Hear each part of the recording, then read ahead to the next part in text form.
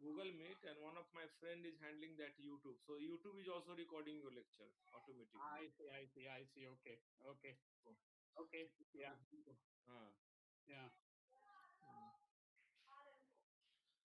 So we are taking a 5 minutes pause, and then again I will come back to the link. Okay. I Five. see. Okay. Okay. Okay.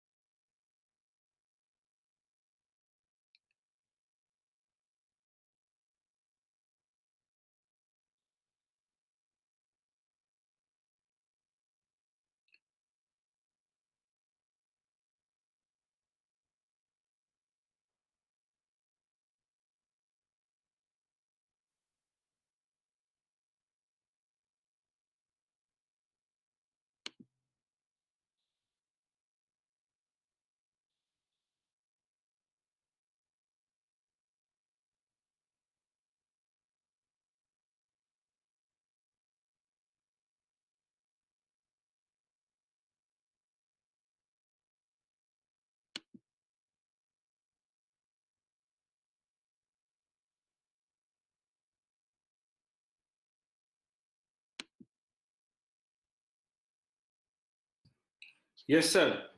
We have. I'm just waiting. Hello. Yes.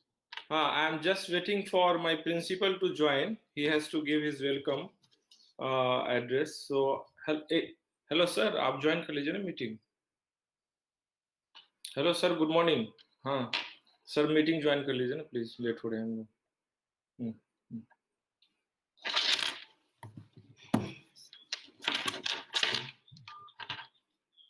हाँ, हाँ.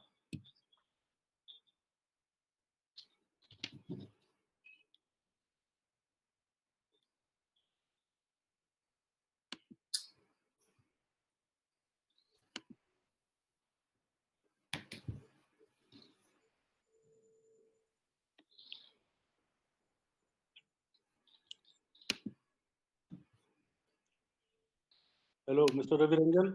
Speaking. Yes, Sudhanshu Tripathi from UPRTU Prayagraj. Okay. Thank you, sir, for joining. Welcome. Thank you very much.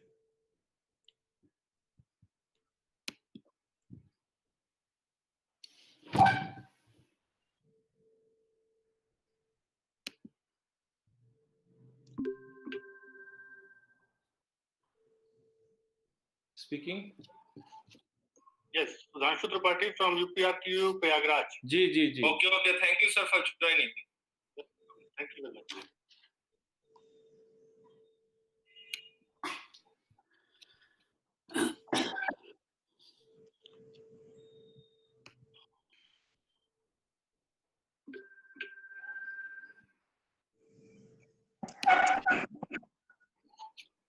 Yes, Sudhanshu Tripathi from UPRTU Prayagraj. Ji. Okay, thank you, sir, for joining.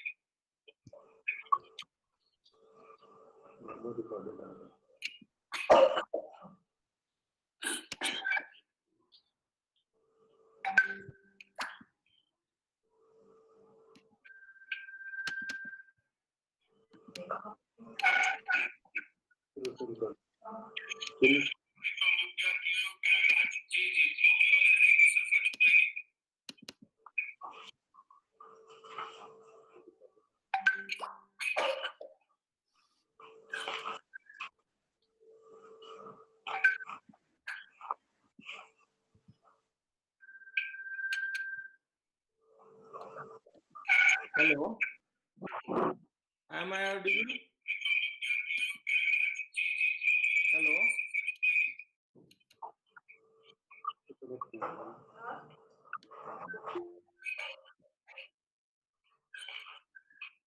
Ravi, can we begin now? Yes, sir.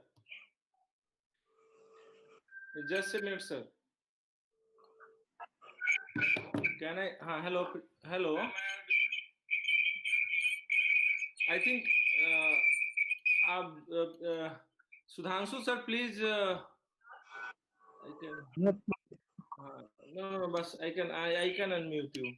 Mute you. Ravi, can we begin now? Just a minute. Yes, sir. Why my voice is getting to me only?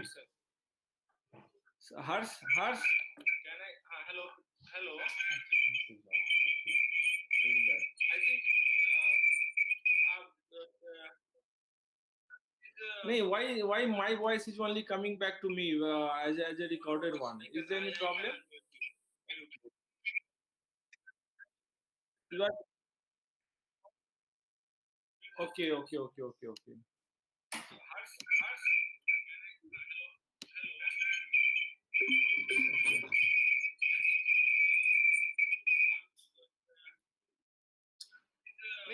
Why my voice is only coming back? Is there any problem?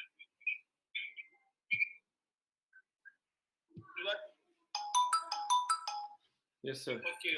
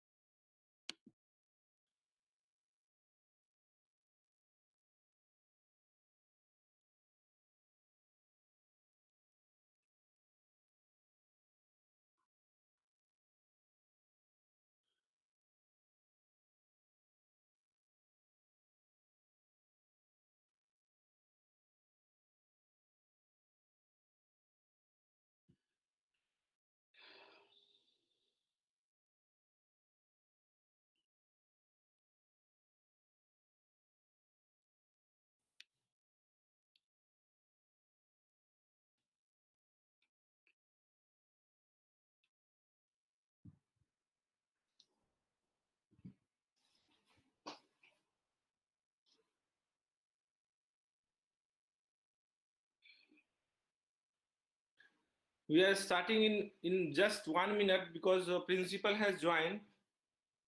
Dr. Beg, Zakir College principal has joined.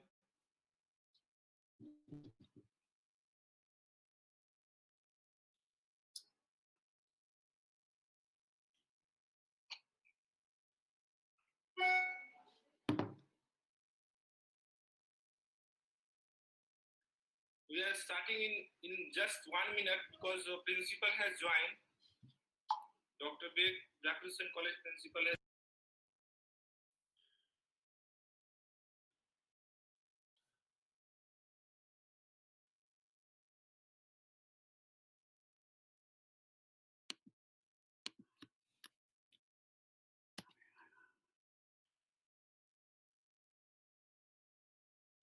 We are starting in just 1 minute because principal has joined.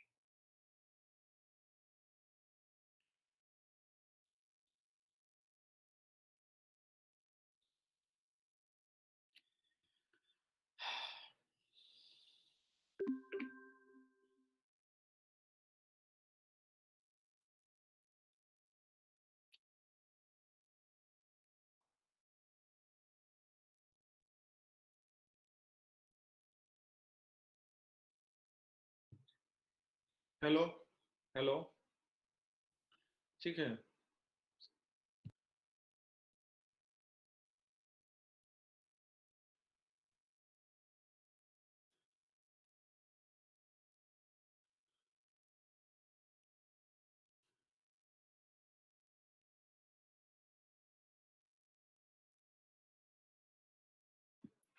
Good morning, sir. Hello. Now, principal sir has joined. May I request Dr. Beg to welcome all the guests who have joined this international webinar? Dr. Beg. Sir, sir, आप unmute कर लीजिए. Please unmute yourself. Okay. Am I audible now? Yes, you are audible now. Good morning, everybody. Dear Professor Vinay Lal of UCLA, USA, my colleagues Dr. Ratnam Wattal, Convener IQAC, and Dr. Ravi Ranjan, Convener Alumni Affairs Committee, all participants of this international webinar, and my dear students. Sir, आप unmute कर लीजिए. Please unmute yourself. Am I audible now? Yes, you are audible now. Good morning, everybody. Dear Professor Vinay Lal of UCLA, USA, my colleagues Dr. Ratnam Wattal, Convener IQAC, and Dr. Ravi Ranjan, Convener Alumni Affairs Committee, all participants of this international webinar, and my dear students. I am delighted to welcome you all to this international webinar on the cultural histories and politics of coronavirus pandemic. Today's and contemporary topic, which focuses on how this pandemic has changed our day-to-day life and restructuring the human history. The political aspect of pandemic is unfolding day by day and putting a tough challenge on human well-being and nations' economies. I am thankful to Professor Vinay Lal, who has kindly accepted our invite, now a well-known name in Zakir Husain Delhi College fraternity. Professor Lal, a historian by training, has dealt with the impact and influences of coronavirus pandemic in his just released book, The Fury of COVID-19, published by the internationally acclaimed publisher Pan Macmillan in the year 2020. Now I request Dr. Ravi Ranjan to introduce the honorable speaker and to conduct the further proceedings. Once again, I welcome you all and wish this program a grand success. Thank you very much, Dr. Ravi Ranjan, for giving this opportunity to introduce Professor Lal. Thank you very much. Thank you, sir. And we all know that there is no much introduction required for Professor Vinay Lal. Professor Vinay Lal is a cultural critic, blogger, public commentator, and professor of history at UCLA. His 17 authored and edited book includes The Empire of Knowledge, Culture and Plurality in the Global Economy, History. Thank you, sir. and we all know that there is no much introduction. The history of history. Professor Vinay Lal is a cultural critic, blogger, public commentator at UCLA. His authored and edited book include The Empire of Knowledge, Culture and Political Hinduism, The Religious Imagination of Public Sphere, the two volumes on Oxford Anthology of Modern Indian City and Indian Civilization Futures. His intellectual interests include Indian history, global politics, historiography, popular culture, cinema, Gandhi, and politics of knowledge system. He blogs regularly at vinaylal.worldpress.com, and his interviews are easily accessible through YouTube. So he has just recently published a book called The Fury of COVID-19, and I am just showing the book. This is, I think, the first launch of the book. Somehow I grabbed the book from the publisher yesterday, and this book is a timely intervention, as Ashish Nandi has quoted that no one till now has written on the coronavirus against the cultural backdrop like this book. And this book is basically talking about how coronavirus has changed the world. The world as we knew it has changed, and the fury of COVID has unleashed new forces, leaving us with uncertain future.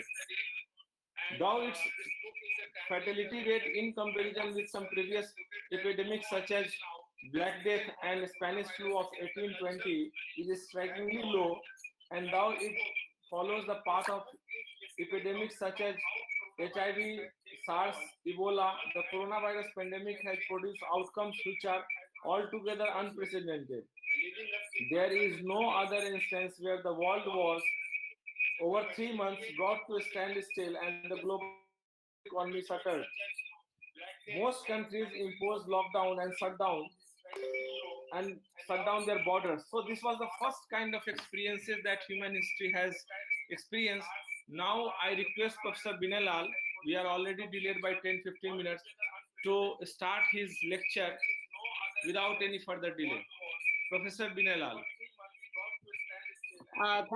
Thank you, Ravi, for the introduction and for inviting me, and my thanks to Zakir Husain College at the University of Delhi and the Department of Political Science for this invitation.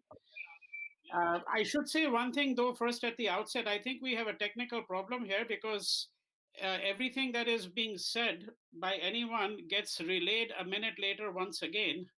I think the YouTube channel on which this is playing is not completely synchronous for some reason. So I don't know if that problem has been solved. Right now the voice isn't there, but if it is, then I'll point it out. But there's been this constant background noise as well. So let me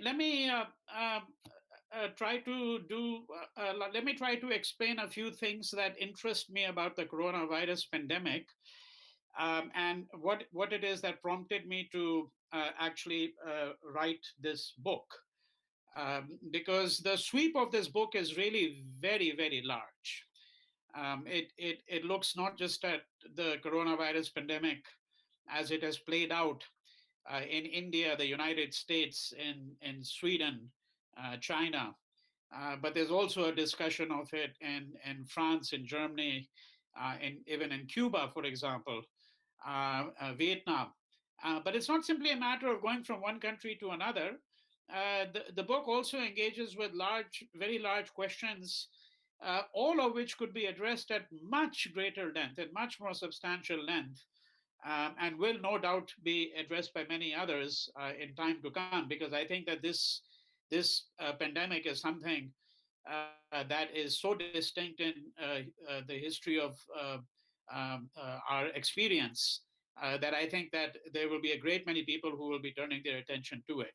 So let me begin with my first proposition. The first proposition is that this coronavirus pandemic is in fact actually unprecedented in human experience. All right, and I want to explain very clearly what I mean by that, because I'm a historian, and historians do not like to think that anything is unprecedented. If you go far back in time or you search hard enough, you'll always find a precedent for something. We know, for example, that there have been many other pandemics in the past as well. So why do I say that this pandemic is really unprecedented in human experience? And when I say that, I don't just mean that it's unprecedented because there is no living person who has experienced anything of this kind. I mean that historically, I don't think we can really find something exactly comparable to this pandemic. And when you speak to the epidemiologists, they often tell you that when you've seen one pandemic, you've only seen one pandemic. You haven't seen all of them. We might think that they all look more or less the same, but the epidemiologists say that if you've seen one, you've only seen one. Yet there is a different way in which actually this pandemic is distinct. And the reason it's distinct is because nowhere in history do we have a record of state intervention on such a massive scale across large parts of the world. Okay, that's something that I really want to insist on. Now, let me take a few examples. Because if we're looking at this as an unprecedented event in human history, I mean, if you're looking at the fatality rate, and if you're looking at the death toll, the Black Death in the 14th century is estimated to have wiped out perhaps as much as a third of the entire population of Europe. If you remember that the population of Europe at that time was much smaller as well than it is now. So proportionately, the death toll in the Black Death exceeds by orders of magnitude the death toll that we have seen in this particular pandemic, right? And nonetheless, I still want to insist on the point that it's actually unprecedented. You take another example, 1918, 1920, the influenza epidemic of 1918-20, which is now estimated to have caused the deaths of 50 to 100 million people. And at the present moment, worldwide, we have lost about 1.2 million people worldwide. And it may well be that if this pandemic continues on for several more months and perhaps even into 2021, well, it may well be the case that we may end up with 2-3 million people dead. But we're still far removed from the kind of death toll that we had in the 1918-20 pandemic. So to understand the point that I'm making, what I want to do is I want to turn very briefly to 1957 and to 1968. 1957 is when something called the Asian flu took place, and 1968 is when the Hong Kong flu took place. Now, both of these are influenza epidemics, and both of them are estimated to have caused the death of at least 1 million people. It is possible that the Hong Kong flu actually caused the death of perhaps 2 to 3 million, but the minimum estimate is 1 million, for each of these two pandemics. The astonishing thing is that history books say almost nothing about these two pandemics. Right? And then one would have to speculate about why that's the case, because remember that in the present pandemic, I mean, back in March, about 10,000 people had died by middle of March. And at that point, at least half of that death toll was the death toll from China, right? Because the pandemic was just, the virus was now transmitting to other countries, to other continents. And yet in mid-March, the world had almost shut down. Countries started to shut down. And in India itself, you will all recall that the Prime Minister issued orders for a lockdown on March 24th, right? With 4 hours notice to the entire population. And it is around that time that most countries started to go into lockdown. And so what we're saying is that even though 10,000 people had died, there was such an extreme reaction. Whereas in 1957 and 1968, over 1 million people died. And yet those two epidemics or pandemics are really no better than a simple footnote in history textbooks. Now, I won't get into the reasons because that's a subject for another lecture. I won't get into the reasons why, all the reasons why those pandemics have been forgotten. But I want to now suggest very clearly what it is that is really different and distinct about the pandemic in the midst of which we are now. And that is that this coronavirus pandemic has witnessed state intervention at a level that has never been witnessed in history before. Right? Where in each country, the state basically commands the economy, the state essentially uh, commands that schools, universities, museums, businesses, shops, factories, that everything will just be shut down. And where the state essentially commands everyone to go into self quarantine. We have not seen something of this kind ever before in history today. All right. So that is really the most distinctive aspect of this particular coronavirus. Now, the second thing I really want to touch upon very briefly, and much of what I'm going to say draws upon things that I have discussed in my book, which Dr. Ranjan had mentioned at the beginning, The Fury of COVID-19, which was just published literally a week ago by Pan Macmillan in India. Um, but what I want to do here at the moment is I want to suggest by looking at a few countries how it is that countries actually reacted or responded to the coronavirus and why they did so in the manner that they did. All right. So you take for example a country such as China. So I think all of you are at least have some rudimentary awareness of how it is that China attempted to deal actually with the pandemic, to mitigate it, contain it, and to eventually suppress it when it first broke out. And here I'm not speaking at very great length, although I'll be happy to take questions about it. I'm not speaking about China's role in actually having obfuscated the truth to some degree, because I think there's no question that China did disguise some elements of this narrative and was very late, as was the case in 2002. So some of you may not be aware of the fact that this coronavirus is also known as SARS, SARS-CoV-2, and because in some ways it is, if I may put it this way, a continuation of the coronavirus that we had, which was in 2002-3, which is known as SARS, right? And this is SARS-2. Now in 2002-3, it is also the case that originated in China, and we know now for certain, because there is a large historical record about it, and a number of people have discussed this, that China attempted to actually disguise what was happening at that point in time. But at that time, WHO was in fact a much more energetic and vigorous body than it has been in recent months. Because one of the disturbing things about the WHO today is that far from leading the world, it has in many cases followed it. That some of the guidelines that it has issued, including the guidelines about masking, are guidelines that were really issued very late in the day and should doubtless have been issued much earlier than they were. But in 2002, WHO actually did play a significant role in stemming the rise of SARS. All right, which is much less the case at this point in time. However, the reason I mention this is simply to say that we know that this virus originated in China, and then China took extreme draconian measures to actually mitigate and contain the virus. So we have firsthand accounts of people who live in Wuhan who talk about how at 3 a.m. the state police would arrive at their door, break down the door, drag people away, take them into a quarantine. And of course, what China did was it enforced an enormously rigid and rigorously enforced lockdown. And the consequence of that was that, of course, that China has been in many ways able to suppress this virus.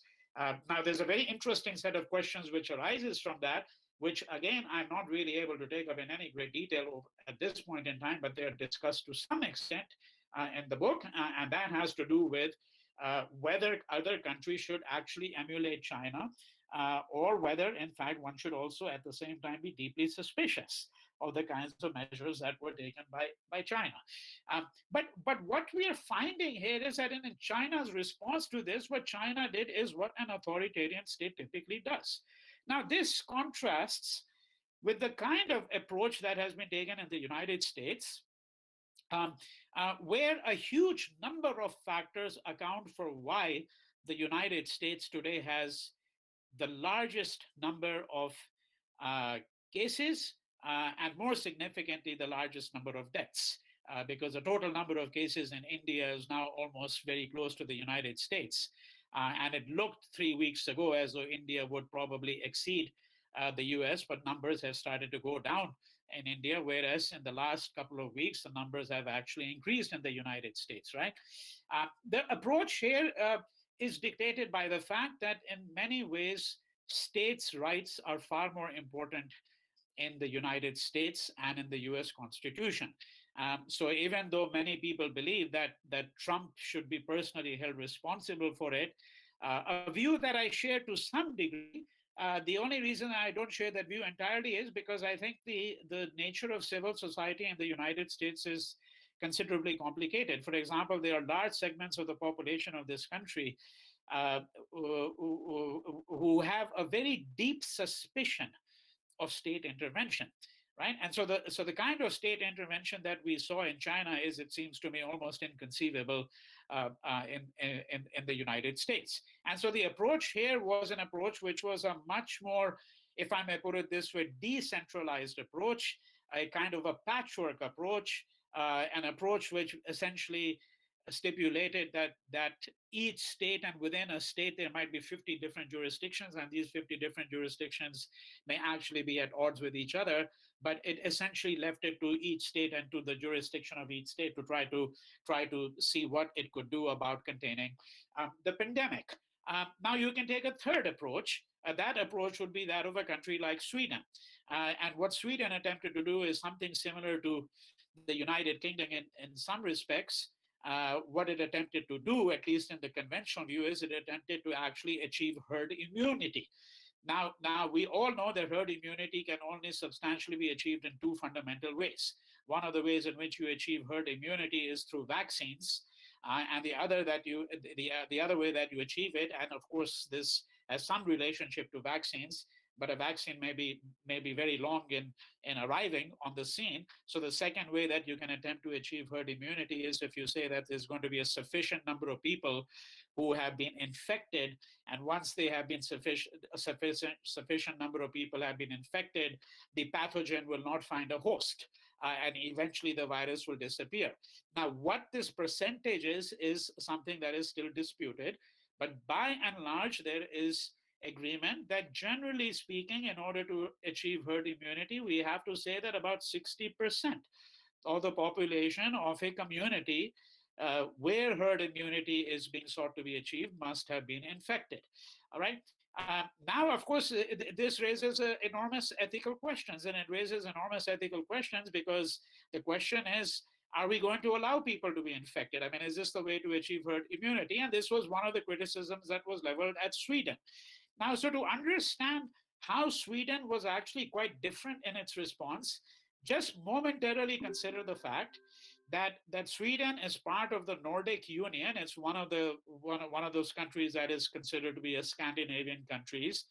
And if you look at Denmark and Norway and Finland, so right, the other three countries here which form part of that union, and with which we can make a comparison of Sweden, what we find is that the number of people who were infected in these three other countries and the number of people who died is only a very small fraction of the number of people who were infected and who died in Sweden, right? I mean, the ratio can be as much as 10 to 1, 10 times as many people died in Sweden, even after you account for obviously the difference in population. If you look at it proportionately, 10 times as many people died in Sweden as did in Denmark or Norway. What is the difference? In Denmark and Norway, they imposed a lockdown, right? So they essentially did what most other countries had done.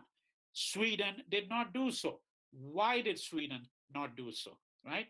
And one reason it didn't do so is because, as I've suggested to you all, Sweden, it is argued that the chief epidemiologist, the state epidemiologist of Sweden, decided that the best course of action was not to impose a lockdown, because in imposing a lockdown, what you essentially do is you fracture the nature of civil society, right? That was the fundamental concern, that when you impose a lockdown, you're going to actually disrupt everyday life very considerably. You may be putting a lot of people out of work.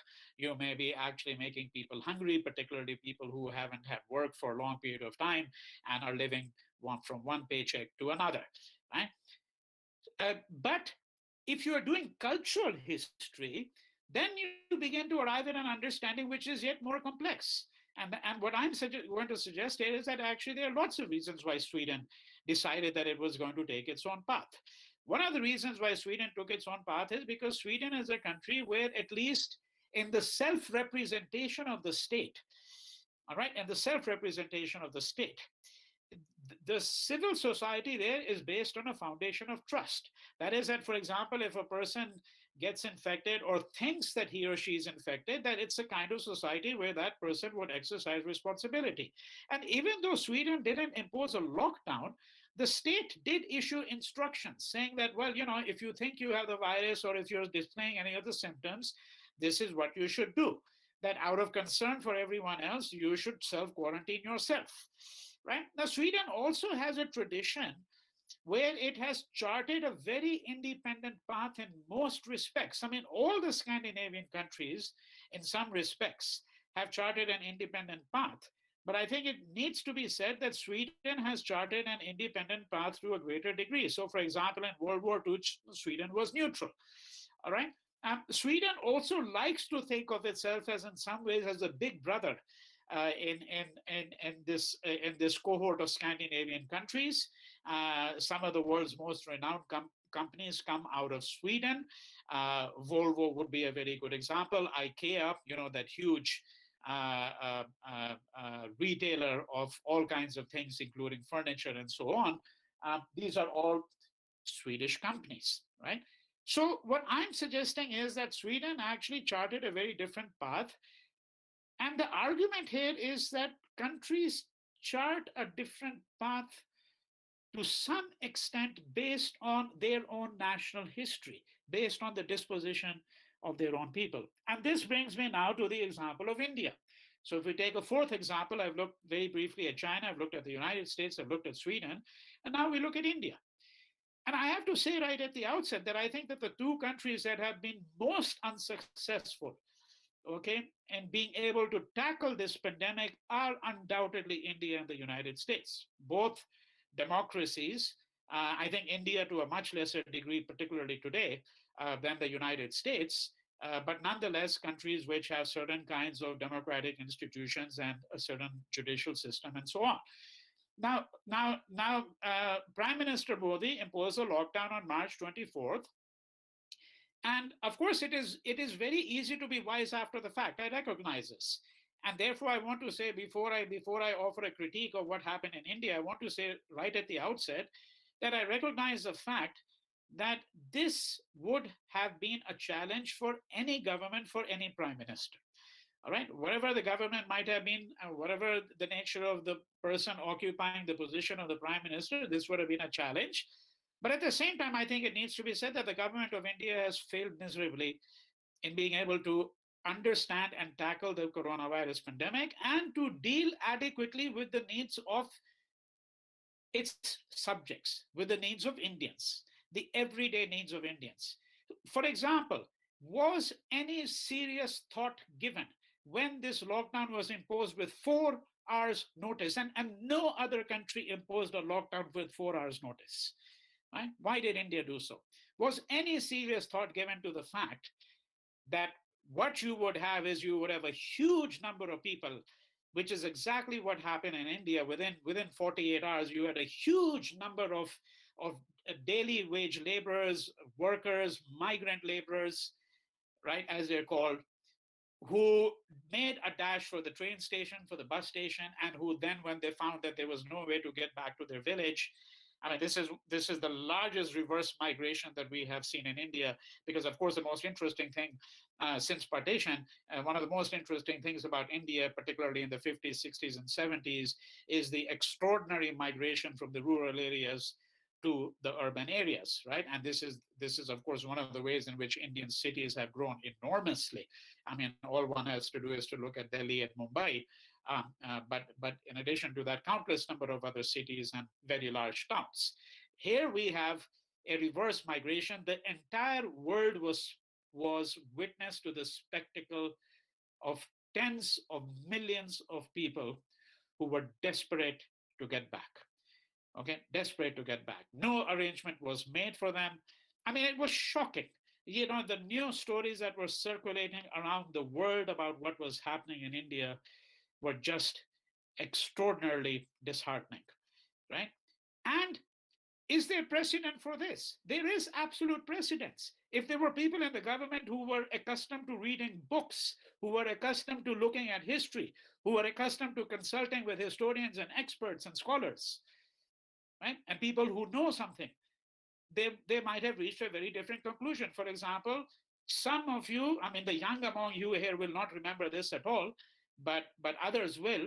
Some of you might remember that the last plague that we had in a way in India, there had been very small plagues here and there, but the last plague that we had of any kind, which garnered the attention of the world, was in Surat in 1994. And if you read the record of what happened in Surat in 1994, the first thing you find out is that when the plague broke out, within 2 days, half the population of Surat had left the city. Because in our history, this is typically what Indians do. You know, during the Mughal period, when the villagers felt that the taxation was heavy, what did they do? To use a modern expression, they voted with their feet. They ran. They evacuated the village. Now, this is what these Indians did. And the government, of course, had no provisions for food, for example, for these people. The vast majority of migrant laborers who have been fed.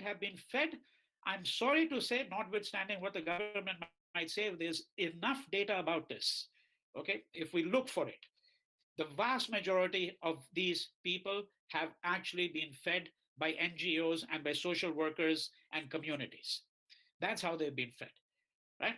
And all of you will remember that about a month ago, when a question was posed in Parliament, how many migrant laborers' deaths have been, the government said, without blinking an eye, we have no data on this. How is it that the government has no data on this when it has data on millions of things? Because of course the implication is, well, when we have no data, essentially it means there weren't any deaths. These people simply don't exist, right? Now that has been, unfortunately, the reaction in the Indian government, right? So what I'm hearing is I'm giving you 4 different nation states. I'm looking at 4 nation states very briefly and suggesting that we have to try to understand this not simply as a matter of science and as a matter of public policy, both of which are important, but we have to understand this as a matter of national histories. What is it within the disposition of a people? What is it within the nature of the history of a country that makes it react and respond in a certain fashion? All right. Now, I could speak for hours about different aspects of the pandemic. What I want to do is I want to suggest 5 questions or 5 subjects on which it seems to me people might reflect a lot more, having to do with the coronavirus pandemic. 5 subjects, for example, which might be useful for the researcher to think about. Although in what I've already said thus far, it will be very clear to you that there's plenty of scope for people to really think and to investigate what has really been happening in the last course of the last 7, 8, 9 months. All right. So the first question has to do here with the 5 questions that I'm putting forward. Okay, and it's with these 5 questions, each of which I will discuss for about 3 to 4 minutes. It's with these questions that I'm going to conclude my remarks for today. The first question has to do with the question of the state and individual liberties. Okay, now I've already hinted at some of this thus far. All right, I've already hinted at this part, but I think that we need to understand the implications of the coronavirus pandemic with respect to the question of individual liberties and collective liberties, with respect to the question of freedom of speech, freedom of expression, freedom of movement, right? The ability to move from one place to another, because of course, at the present moment, this freedom is constrained in many countries, and the freedom of collective assembly. All right, so for example, if you take China, what did China do? China used the coronavirus pandemic opportunistically and very aggressively to crush the pro-democracy movement in Hong Kong. Now, if you recall, this movement had been going on months before the coronavirus pandemic broke out.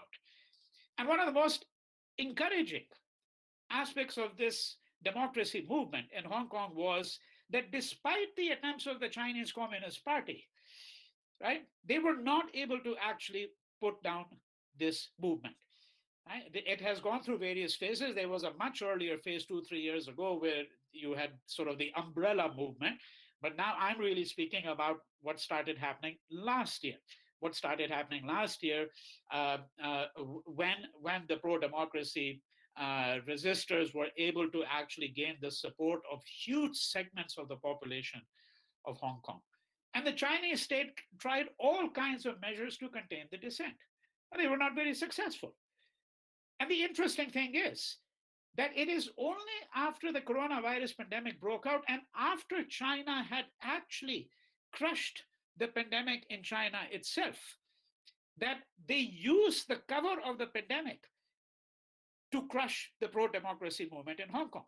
Right? And this happened 3 months ago. And one of the reasons they were able to do it also is because China had very successfully conducted a massive, if I may put it this way, propaganda mission.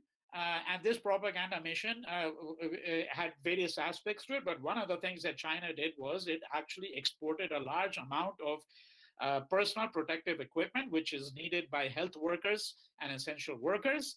It exported a large amount of personal protective equipment and hand sanitizers and masks and ventilators to a large number of countries. So many countries felt actually quite indebted to China, and China took every advantage of that to crush this pro-democracy movement in Hong Kong. All right. So what does this tell us? What this tells us is this, and China is of course only the most extreme example, because if you look at what's happening worldwide, one of the things that we have seen is that since the last few years, there has been a drift towards authoritarian rule in most countries of the world, including the United States, the United Kingdom, right? The two oldest democracies, and of course our own country, India, and in addition to that, countries such as Turkey, for example, right, and Poland and Hungary, all of which have seen the rise of right-wing authoritarian movements, right? And in each of these countries, there is demonstrable evidence of how the state has actually used the pandemic to silence people, to silence journalists, to crush dissent. Right? I mean, if we look at our own country, one of the most interesting things that was happening there, whatever your political view, and there might be people whose political view is completely that of Hindutva, right? That's their business. I'm giving you my own interpretation of what was really happening. Now, we know that one of the most interesting things that was happening in India was the movement in Shaheen Bagh. Okay, the movement in Shaheen Bagh, and we know that the state made various attempts to try to silence this movement, try to evict these women from there on the grounds that, well, they're basically clogging up public space. The people who are living there are deeply inconvenienced. You have to remember, whenever there is a movement of civil resistance, some people will be inconvenienced. If we started thinking about inconvenience, we would still be living under British rule, I can assure you.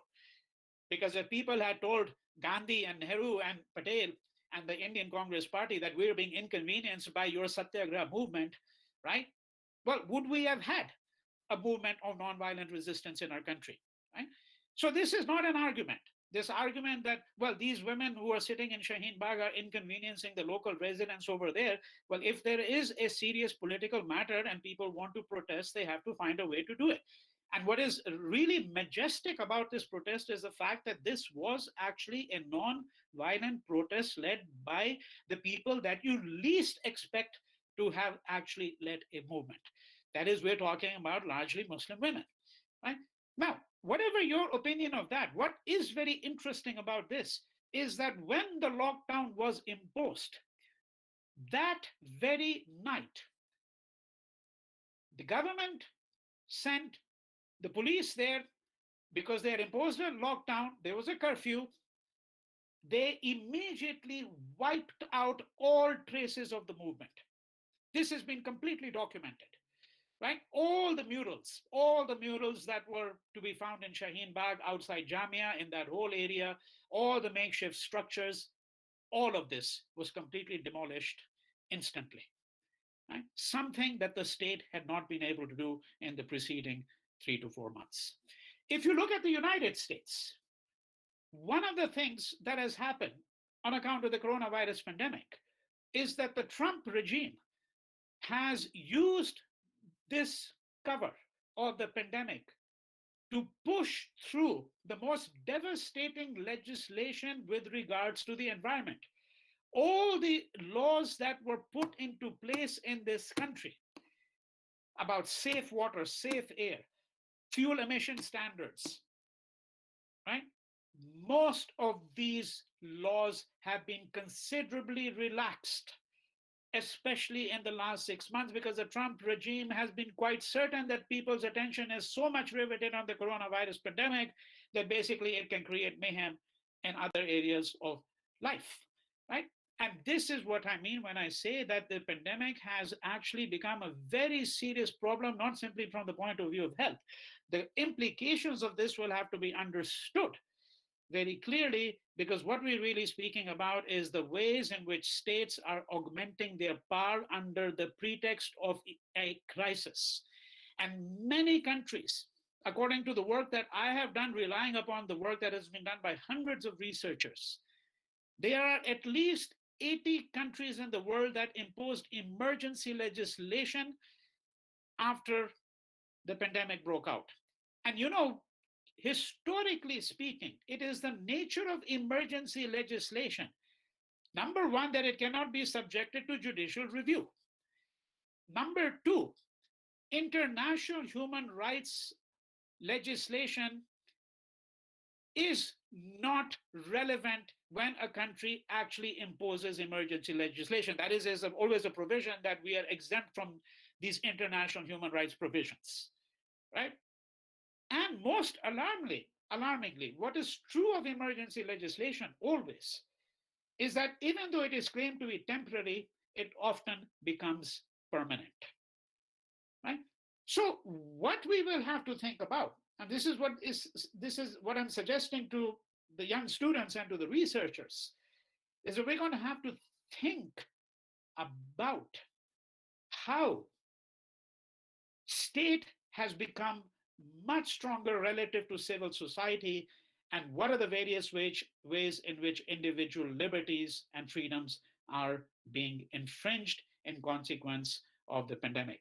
And you know that there is a massive increase in surveillance apps, in facial recognition technologies, in artificial intelligence, in surveillance technologies, in the use of drones, for example, all of that, all right? So that's one set of questions. The second is this, the question of social distancing. I think social distancing is a very substantial problem for all countries to think about. It is a very substantial problem because in most countries of the world, and particularly the so-called advanced industrialized nations such as the United States and the United Kingdom, there is another pandemic. That pandemic has been going on for a very long period of time. It's much less a problem in India for various reasons. I'm speaking about the pandemic of loneliness. Loneliness. You will be astonished to learn that 2 years ago, the United Kingdom appointed a minister of loneliness. The problem was so acute in the United Kingdom that the British cabinet decided that they had to appoint a minister whose portfolio would include trying to understand why is it that so many people in the United Kingdom are feeling lonely? Because, of course, loneliness is a pathology. Loneliness is very different from solitude. We must understand the difference between the two. I cannot explain it at very great length now, but solitude is something that you choose. It's something that you choose. And solitude is something that can be very healthy for you, because one of the diseases of modern civilization is the fact that people are unable to sit down by themselves and read a book for 2 or 3 hours, for example. Everybody needs to be talking on the phone, chatting all the time. What is so important going on in the world that people need to be chatting and talking about all kinds of things endlessly, right? Why do they need to be rushing around from one place to another all the time? It's partly because we don't learn to live with ourselves, right? That's solitude. Loneliness is very different. Loneliness is imposed. It has to do with the breakdown of community structures, of family structures, all kinds of things. Now, the guidelines that were issued all over the world is be at least 6 feet away from anyone else if you have to go out, but don't go out at all, and don't touch anyone. Don't touch anyone, right? Those were the guidelines. And from all over the world, we had heartbreaking stories of grandchildren whose grandparents were dying and they couldn't see their grandparents, or children whose parents were dying and they couldn't be close to their parents, right? Because of all of these mandates.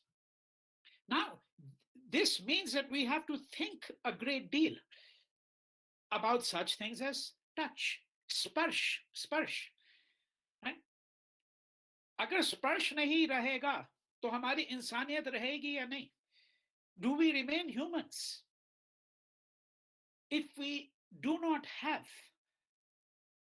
the wherewithal, the ability to touch someone, right? Because it is through touch that we create intimacy, to familiarity, notions of community, all of that, right? There is, of course, a much larger social dimension.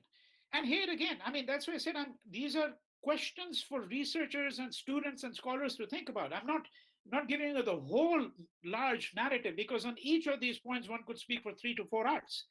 The social dimension of this aspect of it is that in India, we may not have the problem of loneliness to the degree to which that problem exists in countries such as Japan, the United States, and the United Kingdom. But in India, we have another problem, and we have the problem of touch. We already have such rigid rules about who we can eat with, who people will eat with, jat paat, right? I mean, the vast majority of you, I'm sure, all come from middle-class families. How many middle-class families in India would even dare to think about allowing a servant, and we still call them servants in India, a servant to sit on a chair in their presence? The servant will not do it either, and they always are at a distance. How many will even think of the possibility that that person could share your dinner table, right? Who you take food from? What is this idea that this person is a Shudra? Who you eat with? All of these things are a fundamental problem in the history of India. The question is whether the new kinds of social distancing that have been mandated by the coronavirus pandemic, whether these kinds of problems get aggravated, you see, right? I'm saying that these are questions that we have to think about, right? Thirdly, it is very important to understand that though science can teach us some things, science cannot teach us everything. Science can give us all these rules about social distancing, masking, right? It can tell us what aerosols are. It can tell us why it is that we should not be in the presence of someone who's coughing, right? And that if someone is coughing, they shouldn't go out. Science will tell us how we are to understand that. But science cannot tell us everything. It cannot tell us, for example, everything that I've said to you thus far. Science has almost nothing to tell us about that. About what touch means to human communities, for example, right? The notion of the state, individual right, individual autonomy, how states use these rights, we have to turn to history, to literature, to the imagination. Kala, Sahitya, all of these are going to be very important. And I'll give you just one very simple illustration and then move on to my next point. And that simple illustration comes from the very famous novel, which has now been thrust upon everyone, if I may put it this way. So you remember what Shakespeare said about greatness: some are born great, right? And upon some greatness is thrust, and some achieve greatness, right? Well, some have read Albert Camus. In some cases, Albert Camus has been thrust upon them, right? And what I'm referring to is Albert Camus' famous novel, The Plague, which is now being referenced by everyone who is somewhat educated and who's thinking about the plague, about the pandemic, all right? Because this is a novel that is set, in 1940, 1941 during World War II. And there is a character in the novel who says something which is really quite extraordinary. And what the character says is that, look, there's only one way in which we bring an end to the pandemic, to the epidemic. The word pandemic was not used then. There's only one way in which we bring an end to an epidemic or to a plague. What is that way? And he says, you can capture that in one word. That word is decency. Decency. We have to treat other people with decency. We have to understand the fact that most of us are doing quite well. I'm doing very well in the times of the pandemic. I have a fabulous position. I'm being well paid. I can work entirely from home. I don't have to endanger myself. I don't have to worry about where I'm going to get the next meal or the next 100 meals. Right? But there are such a large number of people. ILO, International Labour Organization, has released figures suggesting that 700 million people have become unemployed after the pandemic broke out. The vast majority of these people will have no food that goes beyond a few days.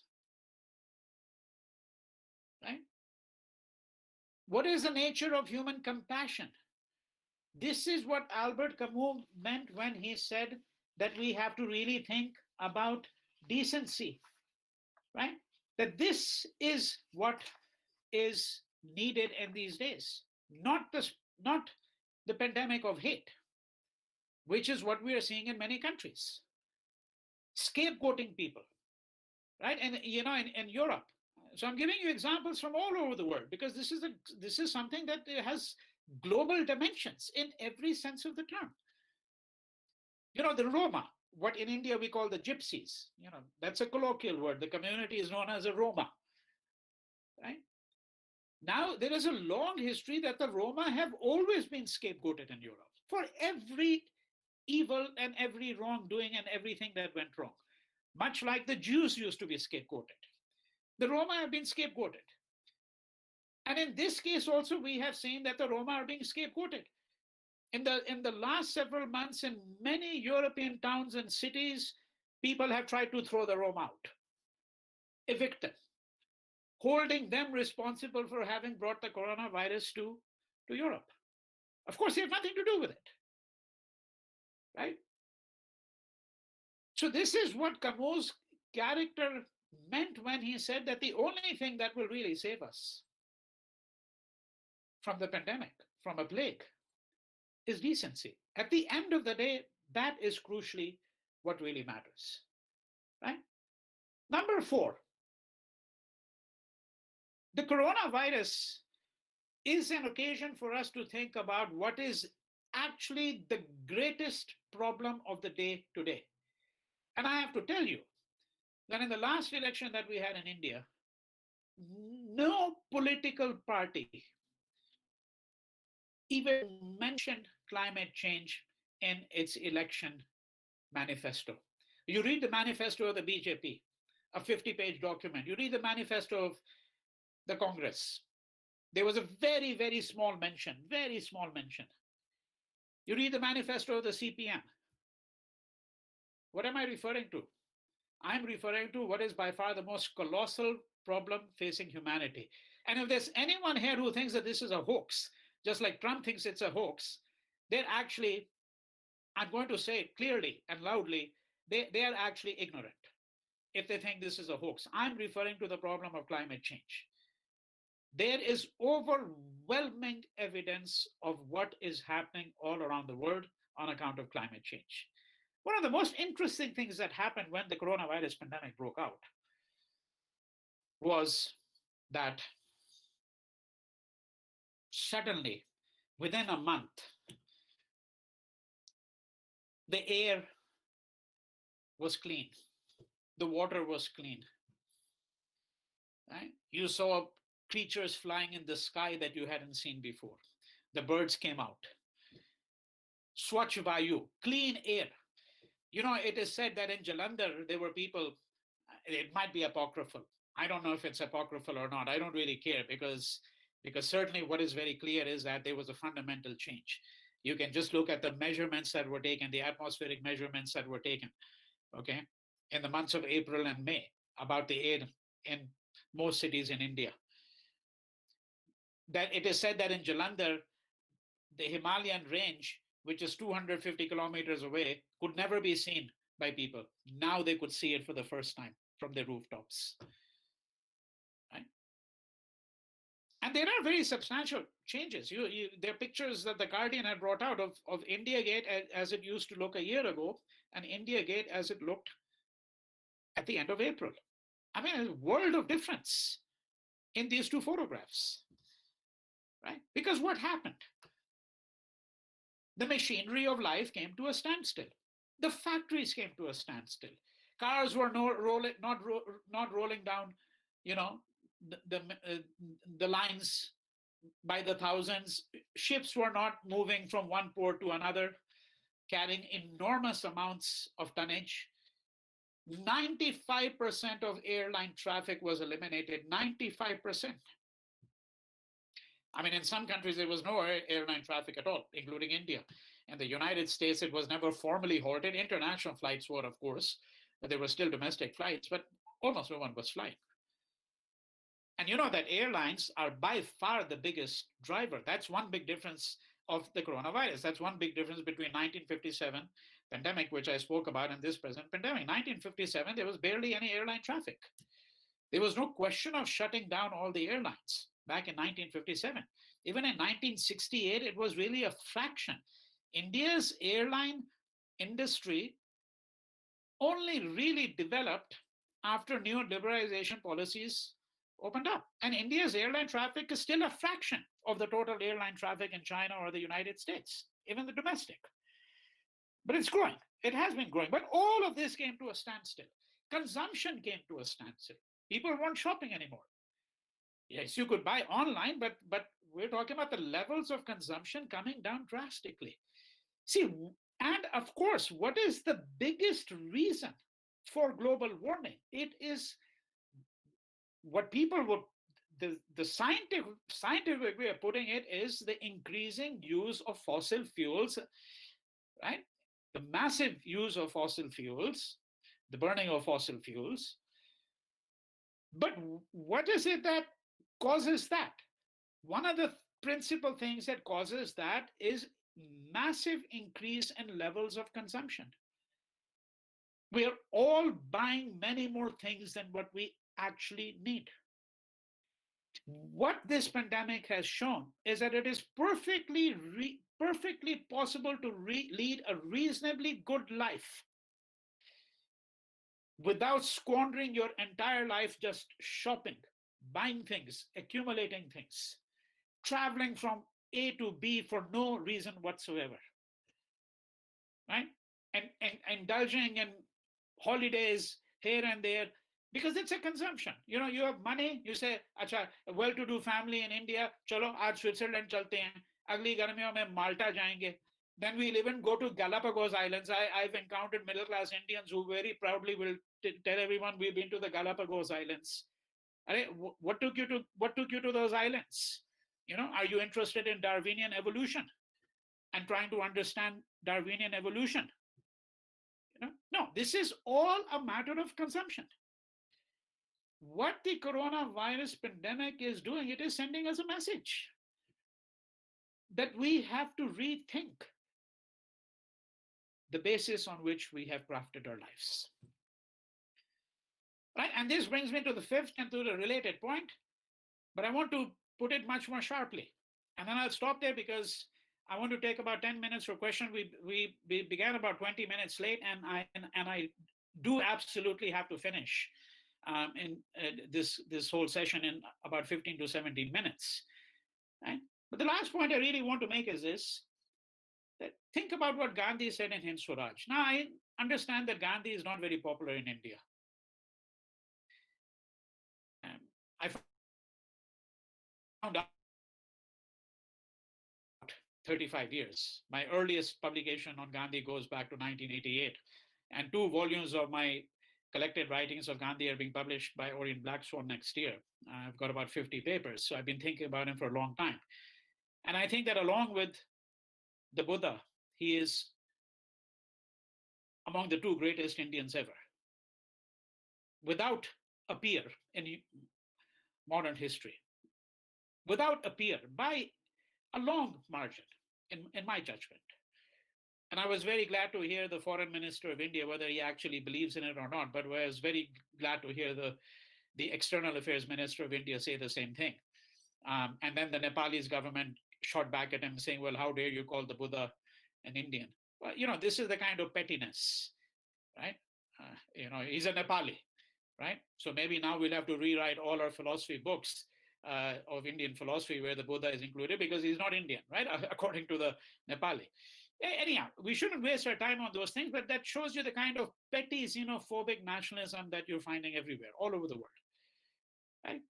So what is it about Gandhi? In 1909, he writes a little book, which I think every Indian should read. It's called Hind Swaraj. Now, I don't have time to give a whole lecture on Hind Swaraj here. But one of the things that Gandhi says in Hind Swaraj is, he says, आधुनिक दुनिया का सबसे बड़ा रोग क्या है? What is the biggest disease of modern civilization? It is speed. Speed. Everything is being done with speed. Multitasking. I admit I do that too. I shouldn't be. I try not to do it. But I'm sitting at a dinner table, I'm having dinner with my family, or some other member of the family is doing it. At the same time, they're looking at their phone. At the same time, the TV is on, headline news. अरे भाई, इतनी जल्दबाजी क्यों? What is the rush? Why are we speeding from one thing to another, rushing from one event to another, going from one tweet to another? Right? Speed is a disease. And Gandhi diagnosed it very carefully and articulately and with great wisdom and foresight in Hind Swaraj. And what the coronavirus pandemic has also taught us is to slow down. Luckily, there is nowhere to go. At least for several months, there was nowhere to go. You sit down at home, maybe read a book, maybe talk to family members, which you might not have done for a long time, right? Time to reflect, time to contemplate. So wretched as our condition is because of the coronavirus pandemic, howsoever difficult it has made the lives of so many tens of millions, hundreds of millions of people, we also have to understand that something good may emerge from this if we think and reflect deeply enough. And I will end there. And I'll turn it over to you, Ravi, and take questions for no more than 10 or 12 minutes. Usually I would have been happy to take questions for 1 hour, 2 hours, but we started, as I said, quite a bit late, and I have another obligation exactly in 13, 14 minutes I have to end. Thank you. Thank you, sir. Thank you for such a detailed discussion on the COVID. And sorry for starting late because of some technical reason. People were not been able to join because in this new mode we also have to negotiate with lot of technical issues. So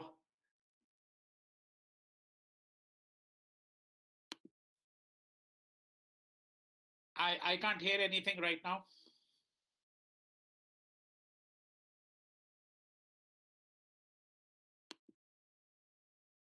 Hello? sorry.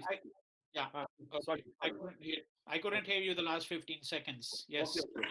No, actually, so despite a lot of technical problems we had during the lecture, it was fantastic to listen to Vinay sir again and again on different sites, and he has lucidly presented the 5 points related to the coronavirus, how the coronavirus not only has changed the world, but it has also changed the world view that we are living with, the perception we are living with, starting with the individual liberty and state control over everything, to the social distancing, limits of science, and problems of day-to-day problems that may lead to climate change, and some kind of COVID nationalism. He end with his concluded his lecture. So now, may I request all the listeners, because I don't want to take much time in commenting on the lecture. We are already late. So the floor is open, and anybody who have question, they can just unmute themselves and they can ask the question by giving the short introduction. Please be brief in asking your question. Don't give a parallel explanation about any point. You just be specific about your question. Now the floor is open, please. I think Aftab was asking some question. Aftab, are you there? Aftab? Aftab? Yes, sir, I am here, but I don't have a question at the moment, right? Okay. Because I just got a message. But I actually was thinking about the issues that sir has raised. Actually, Okay. all of these issues are, relevant, and I think we need to reflect upon that. But I was talking, thinking about way forward.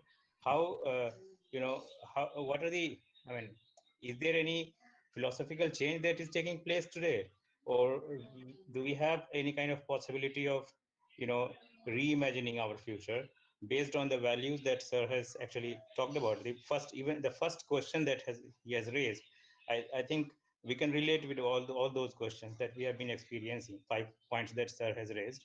But my question is that how to reclaim those values, and whether sir finds any kind of future actually in this kind of scenario. Thank you, sir. Yeah, I can answer the question, of course. I mean, I actually spoke about it towards the end, but I think, Ravi, because we are short of time, it may be a good idea if you collect a couple of questions, and then let me give one, Okay, sir. Ravi, I Yeah. have a question. Yes, Vasudha. This is please. Vasudha. Ah. Professor Lal, thank you so much for your talk. I was curious to know what do you think about the whole digital divide that has come up because of this whole coronavirus, schooling, and most of the things have moved online. And that Yes. also shows us a huge disparity in not Yes. only the rural and urban areas, but within the urban areas as well, that Yeah. access to online and internet and all these technical digital things have shown a Yes. huge divide. Thank you. Yeah, no, I understand the question. All right. Next question. Anybody else? Ravi, Okay, while if people connect, Ah. go ahead. Yeah, go ahead. okay, if I am allowed, may I ask one more question, please? Okay, go ahead. Sir, I was also wondering that with this whole social distancing norms, which are flouted in the name of elections, and um, for elections there is social distancing. How is the state responsible for that? I mean, it adopts Yeah. double standards in a way, and it Yes. doesn't allow for the celebration of festivals. I mean, that's the general complaint we are listening to in this atmosphere of festivities. and when it comes to elections, the states are Yes. violating their own codes. Yeah. So Yeah. thank you Right. Vinay, Next. about that. Thank Yeah. you, No, I Vasudha. Thank you understand. Vasudha, for Yeah. two questions. Now, anybody else have a question, or we can have sir answering these two questions in the first round. In the second round, we can take few questions before concluding the lecture. Yeah, sure, sure. All right. So, I mean, the last two questions are both by Vasudha, and I think both of them are actually very good questions. There was a question before that about how to reclaim the future. I mean, I actually spoke a little bit about that, right? Because, for example, I was talking about how we might have to creatively use literature, art, all of that. That we cannot simply rely upon science to give us a certain kind of narrative. And that we have to rethink our own relationship to communities. We have to, for example, learn to think about solitude. And those are all ways of thinking about how we're going to reimagine the future. We have to reduce our levels of consumption. What is the relationship, for example, between the coronavirus and climate change? I mean, this is the kind of issue that I was really addressing. So I think I've given some hints about that. And I want to leave it at that, because I think if one wants to pursue that further, then we'd need a lot more time, and some of this is discussed in my book as well. I want to come to the two questions that were raised by Vasudha. So one of the questions has to do with the digital divide. Now, she is doubtless right, completely right, that this is a very serious question, because what happened, even in India, of course, I mean, I'm living in the United States right now. I mean, I maintain an intimate familiarity with India because I spend 3 months there every year. This year, of course, has been an exception because since late January, I've not been able to go back. But of course, I know what's been happening there, and I know what happened at, let's say, the elite universities, especially. But even when I say the elite private universities, I'm referring to obviously universities such as Ashoka, for example, and Jindal and Flame, for example, in Pune. But of course, the same thing happened at Delhi University as well. The best public universities that we have. I think when you go lower down, to the lowest rung of the badly managed state universities, the conditions are even much worse. Now, what am I referring to? What I'm referring to is that even in India, classes moved at the university level. I'm speaking about university, and I'm speaking about good public schools in India as well, right? I'm not talking about some rundown state-managed school in Bihar, which barely functions to begin with. I've been to such schools, where you have one classroom. If you have a classroom, the teacher barely shows up. The horror stories you've heard of, and unfortunately, many of them are true. I mean, this is how many of the schools are run in rural India and in the poorer states. Right, but in the better to do schools, and especially the good public schools, and then in the universities, what happened in India is what happened, of course, all across Europe, the United States, Japan, large parts of China: online learning. Now, this online learning has enormous issues. We cannot get into all the political, philosophical, ethical implications of this. All right, but even in the most advanced countries, and here I mean by advanced simply those countries that are the wealthiest and that have a better technological infrastructure than we do in India, even in those countries there is actually a digital divide which has become sharper. Because, for example, there are students from ethnic minorities in the United States, from African American communities, from American Indian communities, Hispanic communities, who do not have the kind of access to internet learning or to what is called remote learning that middle class students and the well-to-do have, right? And it has to do not simply with availability of computers, it has to do with not even just availability of good internet connections. I mean, if you're living in a little, let's just take a very extreme example. You're living in a slum in India, right? I mean, look at Dharavi. I have a discussion of Dharavi in my book, because Dharavi for many months showed us a stellar example of how to contain the virus. Okay, people very often point to New Zealand as an example of a country that contained it. Well, you know what the density of population of New Zealand is? 15 people per square kilometer. The density of population in Dharavi is 1 million per square kilometer. I mean, it's the difference between night and day, right? I mean, you can't compare the two. And Dharavi was able to do a very good job. But how do you actually do remote learning in Dharavi?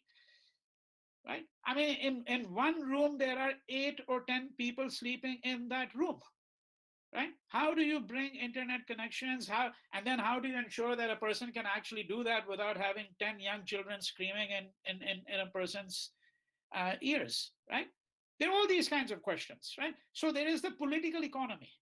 There is a political economy of what we might call the digital divide.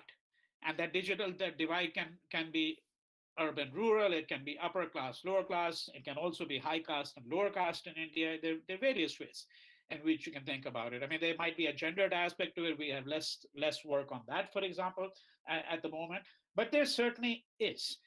And I'm not even speaking about some other kinds of implications of remote learning, right? And the digital divide, which are exceedingly important.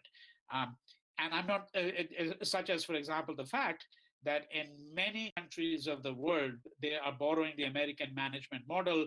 They're basically trying to reduce full-time professors, hire more part-time adjunct professors, pay them a minuscule fraction of the wage that you pay to a full-time tenured professor, or what is called a permanent professor in India, right?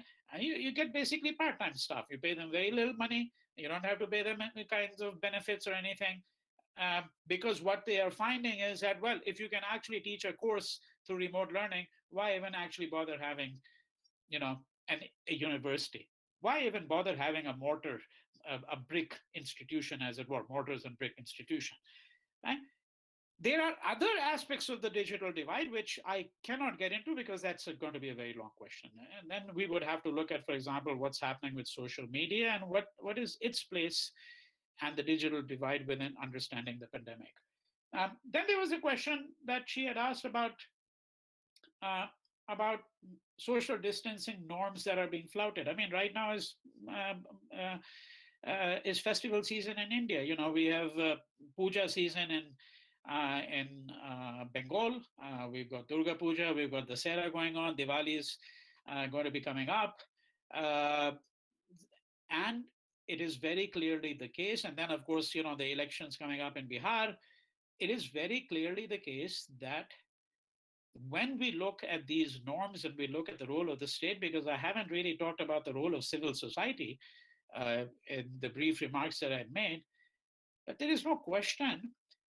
Number one, I want to make just simply 2 points here without elaborating on either in great detail. But number one, that even when the state sets certain social distancing or physical distancing, which is a term that activists in India would like to use for reasons that I've already hinted at, that there's already too much stigma in India with social distancing, that even when the state sets these physical distancing norms, the state itself will flout them when it wants to. Okay, and that has been shown repeatedly in India. It's been shown repeatedly in the United States. And the Trump regime is the most egregious offender in that respect. Okay, but secondly, what she's pointing to is a different aspect, and that is that civil society itself is very often flouting these norms. The fact of the matter is that there are people who are flocking to these festivals. The fact of the matter is that there are people who are not persuaded, or that yes, masking is important, physical distancing is important. But I think in India, at least one can say only this, and I'm not saying this by way of exoneration, but at least one can say this, that frankly, there are some people who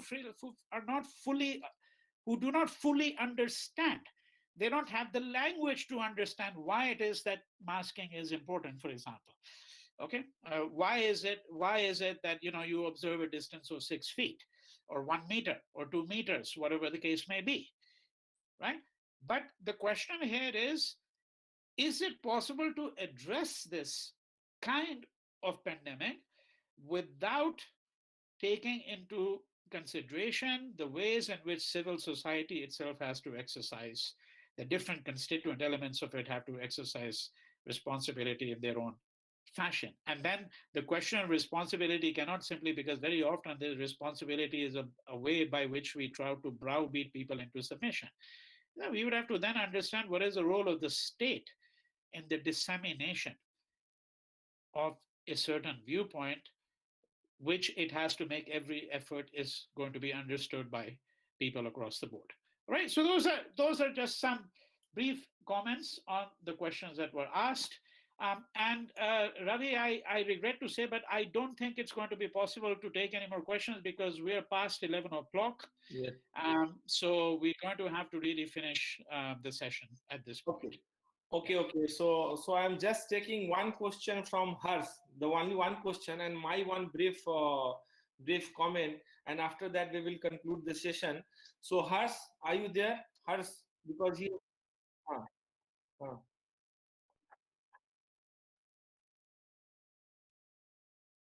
Yeah.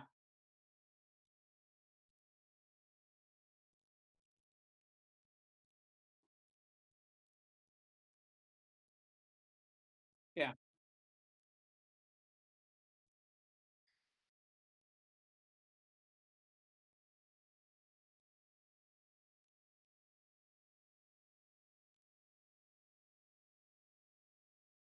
Yes. Yeah, no. Look, I mean, this is a very large subject. I mean, how the positions that have been taken up by the Trump White House on the pandemic, what implications they have, how they play out in the elections. This is, I think this is a very large subject. I mean, how many people will be persuaded by the narrative on either side is a question that, frankly, no one really has an answer to. Because in order to understand these elections, we'll have to understand a large number of factors, including, for example, the rise of white supremacism. I mean, we have to understand what this present administration is seeking to do, what it's seeking to do. And I'll really conclude with that because, as I said, this is not a brief question, okay? What it's seeking to do is to restore the idea of a white America. Remember, the vast majority of you are probably not aware of this, that before 1965, when you had what is called the Immigration and Naturalization Act that was passed in the United States before 1965, it was nearly impossible for Indians to emigrate to the United States. Now, there's a period of time from 1923 until 1945 when Indians were officially excluded from the US. Large number of Asians were. They had what were called the Asian exclusion laws. 1965 changed all of that. I can't get into the history of it. What the administration is seeking to do effectively is to return the US to what it was like at that point in time, a predominantly white country. And the demographics in the US are against that at the moment. Okay, so that is all part of the story too. And within these different communities have adopted different positions on the question of how the Trump administration has handled it. All right. So, Ravi, yes. Sir, I have two small comments. Don't you think that the coronavirus politics and the dominance of state that you have already talked about is creating some kind of two phenomena, which is as a student of political science, I feeling the politics of the anti-politics that people are not very much. We have to understand the idea of anti-politics when we are not fighting on the real issues of politics. And second, the rise and expansion of the populist regime, because most throughout the world we are seeing that states are working on the populism. Not major focus is not on the policy measures to do the social structure changing and other thing. So how we can understand the coronavirus in the context of two new developments that I am thinking of, anti-politics and populist measure, as far as democratic states are concerned, because you have had a comparison of United States and India. Yeah.